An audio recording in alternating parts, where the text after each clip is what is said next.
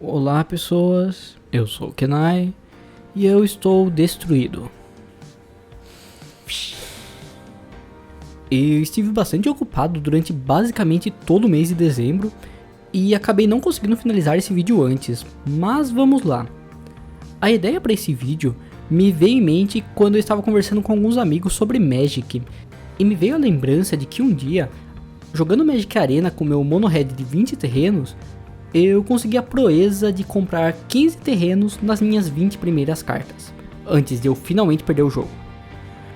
Se você não joga Magic, nem se preocupa, não vai ser importante para esse vídeo, mas basicamente no Magic existem as cartas de terreno, que geram mana para você jogar mágicas, e existem as cartas de mágicas, que precisam de mana para serem jogadas.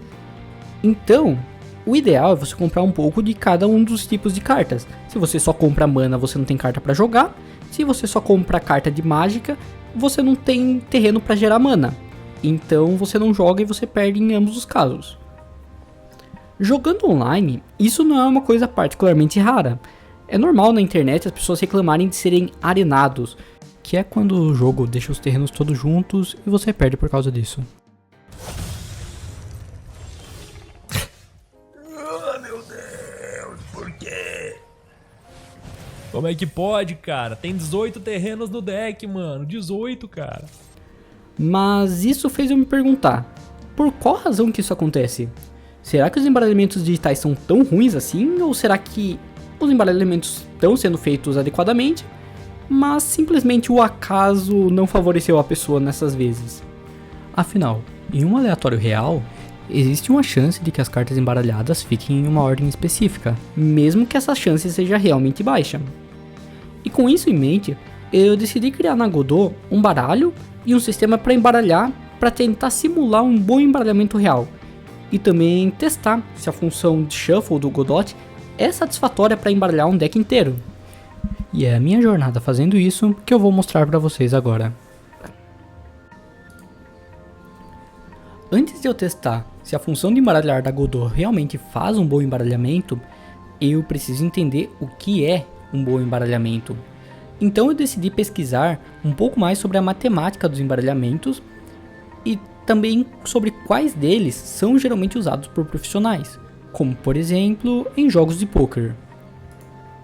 E com isso, eu descobri que os principais tipos de embaralhamento são o Riffle Shuffle, que consiste em separar o baralho em duas pilhas e deixar cair cartas intercaladamente dessas duas pilhas em uma terceira pilha. E ao repetir esse processo umas 7 vezes, isso dá um bom resultado. Uma outra opção é o Overhand, onde você pega uma parte do baralho e vai jogando partezinhas para cima do baralho aos poucos. Aparentemente, você tem que fazer isso umas 10 mil vezes para que esse tipo de embaralhamento seja satisfatório, o que me faz pensar que essa não é uma boa opção. E o embaralhamento na mesa, onde você joga todas as cartas na mesa e mistura elas com a sua mão por pelo menos 1 minuto. E em teoria, após esse 1 minuto, as cartas estarão bem embaralhadas. Com isso, já vemos que o método Overhand é bem ruinzinho, e claramente ele não é usado profissionalmente, o que nos resta as outras duas formas de embaralhar. Mas para fazer um simulador de embaralhar na mesa, eu provavelmente teria que fazer um simulador com um nível de detalhes muito superior ao qual gostaria. Então eu abandonei a ideia de tornar digital essa forma de embaralhar. Com isso, o principal embaralhamento que eu vou usar como parâmetro será o Riffle Shuffle, que é um método confiável e que é possível replicar na Godot sem um trabalho colossal. E com isso definido, eu pude dar início ao projeto. E com isso eu fui atrás de imagens para um baralho e encontrei esse baralho pixel art de forma gratuita no site Screaming Brain Studios, que é o baralho que eu estou usando nesse projeto. Com isso eu fiz algumas edições na imagem para que as cartas ficassem todas em um único arquivo, e eu criei um sistema para as cartas mudarem sua aparência de forma dinâmica, levando em consideração o naipe e o valor da carta. Então com isso eu criei apenas uma única cena de cartas e ela é reaproveitada para todas as outras cartas. E eu também criei uma separação entre as zonas de jogo, que é o baralho, a mão, a mesa. Apesar de que nesse teste eu não realmente utilizei a mesa, eu utilizei apenas o baralho e a mão, porque O baralho ele serve para deixar as cartas ocultas, e enquanto está no baralho dá para embaralhar lá, e é realmente assim que vai ser feito o teste. E após o deck estar embaralhado, eu posso comprar essas cartas e elas vão para minha mão. E eu também fiz um trabalho adicional para fazer com que as cartas na mão possam ser visualizadas quando você passa o mouse em cima delas. E isso realmente não vai ser utilizado nesse projeto, mas eu já deixei isso pronto para um projeto futuro que eu quero fazer. E com o sistema permitindo comprar cartas do topo ou do fundo, e com o deck pronto, o sistema de cartas pronto e com todo o resto funcionando, eu finalmente apliquei o sistema de embaralhamento. Então vamos para a próxima parte do vídeo. A metodologia dos testes. E para testar a eficácia dos embaralhamentos, eu testei 3 parâmetros diferentes. O tempo médio de embaralhamento, afinal se eu quiser usar em um jogo, eu não quero esperar muito para cada embaralhamento, principalmente ao embaralhar um número muito grande de cartas. Por exemplo, no Magic que eu tinha exemplificado antes, existe essa carta que te vence o jogo se você tiver 200 ou mais cartas no deck. Então, para vencer usando ela, provavelmente você vai ter que embaralhar 200 cartas várias vezes ao longo do jogo. Em segundo, eu testei o tempo em que foi fechado um naipe de uma carta, ou seja, o tanto de cartas que foram compradas até que tivessem sido obtidas as 13 cartas de um mesmo naipe. E esse teste foi feito porque se os decks forem bem embaralhados, em média, você não deve ter todas as cartas de um mesmo naipe logo no começo. Então, para fechar o primeiro naipe, isso deve começar a acontecer apenas perto do final.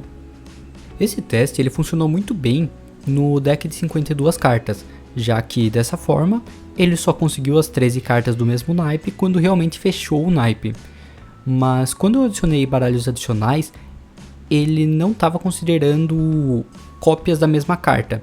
Então quando ele bateu 13 cartas do mesmo naipe, ele já considerou que fechou o naipe, mesmo que tivessem cartas repetidas. E por fim, eu testei o número de cartas consecutivas, baseado na ordem original das cartas.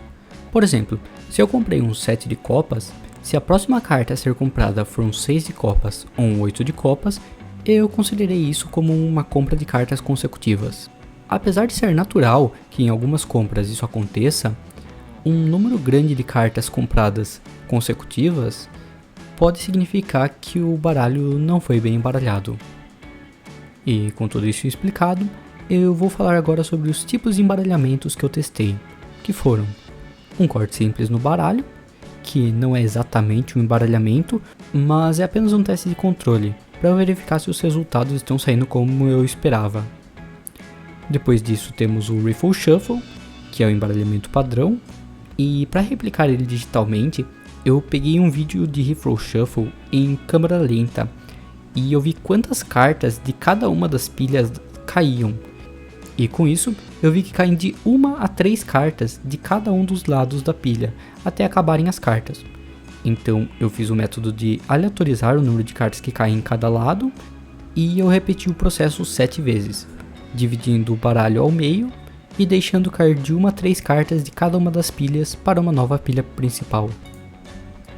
No overhand, eu tentei fazer um overhand um pouco melhorzinho do que o do vídeo, onde ele explicava que demoraria umas 10 mil vezes para fazer um bom embaralhamento. Porque no vídeo ele usa uns blocos muito grandes de cartas que ele vai jogando para cima. Então eu tentei fazer um método parecido para simular jogar as cartas por cima, mas em uns blocos menores de cartas, para que o resultado não fosse tão horrível. E esse método eu testei fazendo ele passar 10 vezes por todo o baralho e fazendo ele passar 50 vezes por todo o baralho. Por fim, eu testei a função Shuffle da Godot. Eu não sei exatamente qual é o passo a passo que ela usa para embaralhar as arrays, mas basicamente ela usa uma seed e uma lista de números aleatórios pré-definidos para simular essa aleatoriedade. E isso pode parecer um pouco determinístico, mas isso é até uma coisa boa. É basicamente assim que funciona a RNG de qualquer computador e de jogos. Então, não acho que isso seja um problema. Mas eu não vou entrar nesse quesito muito a fundo aqui. Em algum outro vídeo eu posso explicar um pouco melhor como funciona a aleatoriedade em computadores e jogos. E eu também devo explicar que o teste dos embaralhamentos foram repetidos 50 vezes para cada tipo de embaralhamento, e eu peguei apenas os valores médios, para diluir um pouco o efeito do acaso, principalmente se tratando de uma coisa meio aleatória, como é o caso aqui. Mas com tudo isso explicado, vamos aos resultados.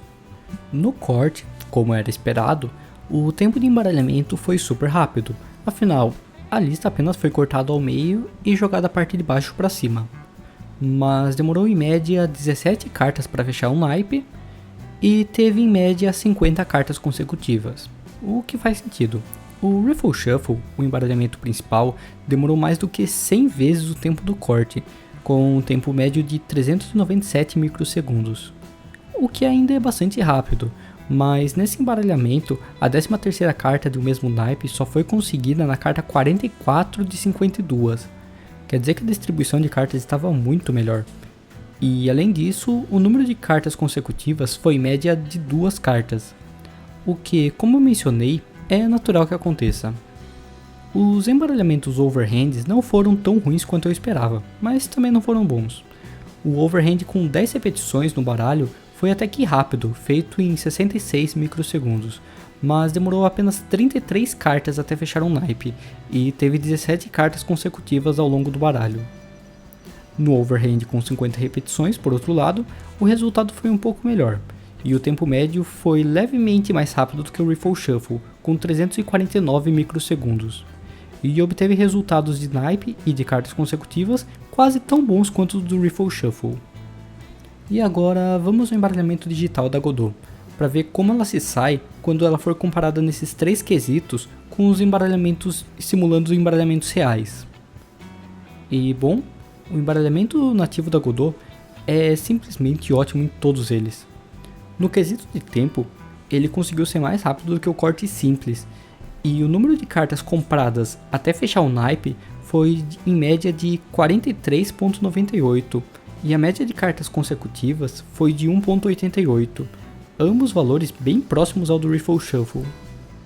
E para tentar facilitar na visualização, eu tentei colorir os resultados, deixando em verde os resultados que eu considerei bons, em vermelho os resultados que eu achei inaceitáveis, e em amarelo os resultados que eu achei ok. E bom, para 52 cartas, me parece que a simulação do Riffle Shuffle, do overhand com 50 repetições e o padrão da Godot são bastante equivalentes. Então, se você pretende embaralhar decks de até 50 cartas, qualquer diferença vista nos resultados aqui é basicamente insignificante em um jogo. Mas aí começa a segunda parte do experimento. Será que esses embaralhamentos mantêm bons resultados para um baralho maior? Em um baralho composto de 10 baralhos simples, ou seja, 520 cartas, como eles se saem? E bom, é assim que eles se saem. Dá para perceber que o número de cartas médio para fechar o naipe caiu em basicamente todos, com exceção do corte, que já estava no limite do quão baixo podia ser. E dá para notar também que, aumentando o número de cartas em 10 vezes, o tempo também é aumentado em uma forma bem perceptível. E novamente colorindo os resultados, agora eles ficaram assim.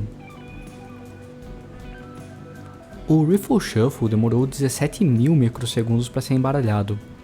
E eu aceito plenamente que esse tempo ainda é muito rápido, é muito menos do que um segundo. Mas eu devo avisar que o meu computador não é um computador fraco. Então, talvez se seu jogo estiver rodando no navegador, pelo itch.io, ou se ele estiver rodando em um computador um pouco mais fraco, talvez esses 17.000 microsegundos se tornem 1 ou 2 segundos. E ter que aguardar 1 ou 2 segundos para cada vez que um baralho for embaralhado pode ser uma coisa um pouco frustrante para alguns jogadores. Mas feito essa ressalva em relação ao tempo de embaralhamento, nos outros quesitos o Riffle Shuffle continua muito bem. Em ambos overhands, por outro lado, uma coisa bem perceptível foi a perda de eficiência nas cartas consecutivas. O que, claro, quanto mais cartas nos decks, mais voltas no baralho o overhand precisa fazer para se tornar aceitável. Então 50 não é mais o suficiente. O embaralhamento da Godot, por outro lado, fez um tempo médio de 6 microsegundos, o que ainda é um tempo inferior ao Riffle Shuffle com 50 cartas. E novamente teve o número de cartas até fechar um naipe e o número de cartas consecutivas muito semelhantes ao Riffle Shuffle. Então, quando estiver em dúvida se a função Shuffle da Godot realmente embaralha bem, bom, ela embaralha. Ela teve resultados bem consistentes e bem similares aos resultados do Riffle Shuffle, só que com tempos absurdamente mais rápidos. Eu devo dizer que em situações mais realistas, com 100 cartas ou menos no baralho, o Riffle Shuffle é perfeitamente aceitável, apesar de demorar bem mais para embaralhar do que pelo Shuffle da Godot. Mas ainda assim, eu não vejo nenhuma situação para usar o Riffle Shuffle ao invés de usar o Shuffle da Godot, que é o qual eu vou estar usando no projeto que eu estou fazendo. Ah, e devo avisar também que todo esse projetinho que eu fiz aqui, ele está disponível no meu GitHub, conforme eu estou mostrando aí na tela. Então, se você quiser baixar ele, fuçar, copiar algum código ali, esteja à vontade. E bom, se você encontrou algum erro na metodologia que eu usei para fazer os testes, ou se você acha que tem alguma forma mais eficaz de embaralhar ou alguma coisa do tipo, esteja à vontade em comentar e dizer aí embaixo, que eu adoraria saber um pouco mais. E mesmo que vocês não tenham nenhuma correção para fazer em relação a alguma parte do vídeo específico, se quiserem só comentar para fazer com que o vídeo chegue a mais pessoas, comenta alpaca aí, ou qualquer coisa que vocês quiserem. Mas é isso. Feliz 2025 para vocês, pessoas, bebam água e até um próximo vídeo.